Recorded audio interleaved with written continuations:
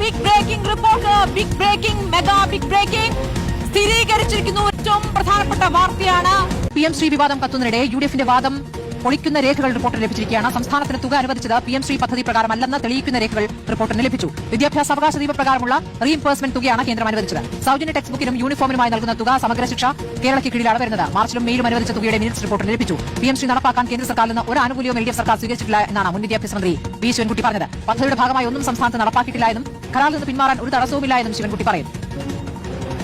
PM-ശ്രീ പദ്ധതി നടപ്പിലാക്കുന്നതിന് കേന്ദ്ര സർക്കാരിൽ നിന്നും ഒരു ആനുകൂല്യവും കേരളം സ്വീകരിച്ചിട്ടില്ല എന്നുള്ള കാര്യം വ്യക്തമാക്കുവാൻ ഞാൻ ആഗ്രഹിക്കുന്നു. PM-ശ്രീ പദ്ധതി നടപ്പിലാക്കുന്നതിനുള്ള വിഹിതം വാങ്ങിയതിന്റെ അടിസ്ഥാനത്തിൽ പദ്ധതിയിൽ നിന്ന് പിന്മാറുവാൻ സാധ്യമല്ല എന്ന ബഹുമാനപ്പെട്ട മുഖ്യമന്ത്രിയുടെ പ്രസ്താവന വസ്തുതകൾക്ക് നിരക്കുന്നതല്ല. കോടതിയെ സമീപിക്കുമെന്നുള്ളവർ നില വന്നപ്പോഴാണ് കേന്ദ്ര ഗവൺമെന്റ് വിഹിതം നൽകുന്നതിന് വേണ്ടി തയ്യാറായത്. PM-ശ്രീയും ഈ തുകയുമായി യാതൊരു ബന്ധവുമില്ല. SSKയും PM-ശ്രീ ഫണ്ടുമായിട്ട് യാതൊരു ബന്ധമില്ല എന്നുള്ളതാണ് എനിക്ക് സൂചിപ്പിക്കാനുള്ളത്. ഒട്ടും മനസ്സിലാക്കാനാണ് പറയുന്നത്. അപ്പോൾ ഞാൻ 2 SSK മുഖാന്തരം 92 കോടി രൂപ അനുവദിച്ചതിന്റെ ഞാൻ രേഖ കാണിച്ചല്ലോ. അതിൽ ഒരു സ്ഥലത്ത് പോലും PM-ശ്രീയുടെ കാര്യം പറയുന്നില്ല. 2 പ്രോജക്റ്റാണ്.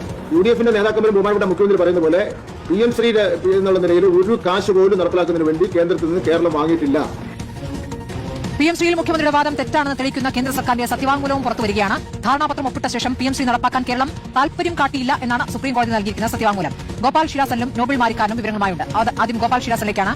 ഗോപാൽ, ഇപ്പോൾ SSK ഫണ്ട് കിട്ടിയിട്ടുണ്ട്. SSK ഫണ്ട് കിട്ടിയത് PM-ശ്രീ ഒപ്പിട്ടത് കൊണ്ടാണ്. ഇതാണ് നേരത്തെ ശിവൻകുട്ടി പറഞ്ഞിരുന്ന വാദം. അല്ലെങ്കിൽ SSK ഫണ്ട് കിട്ടുമായിരുന്നില്ല. അല്ലാതെ PM-ശ്രീ ഇപ്പോൾ ഒളിച്ചുപോയി ഒപ്പിടേണ്ട കാര്യമുണ്ടായിരുന്നില്ലല്ലോ. അപ്പോൾ ഇപ്പോൾ എന്താണ് പറയുന്നത്?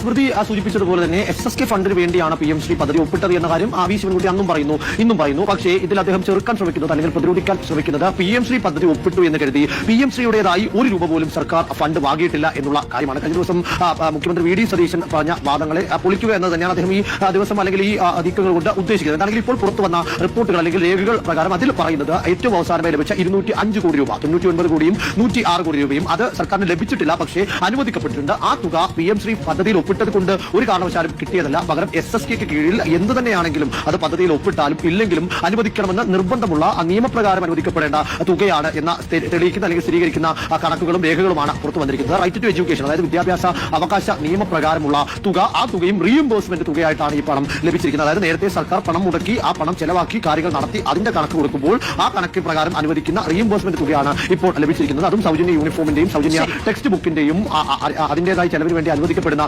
തുകയാണ്. SSK ഫണ്ടും PM-ശ്രീയും തമ്മിലുള്ള വ്യത്യാസം എന്താണ് എന്ന് വിശദീകരിക്കുകയായിരുന്നു മുൻ വിദ്യാഭ്യാസ മന്ത്രി എന്ന് വേണം കരുതാൻ.